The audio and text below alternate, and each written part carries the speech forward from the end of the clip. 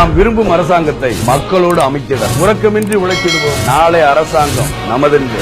இளைஞர்களே, கேப்டனின் தலைமையில் ஒன்று திரண்டிடுவோம். நாளைய அரசாங்கம் நமதென இடிமுழக்கம் என முழங்கிடுவோம்.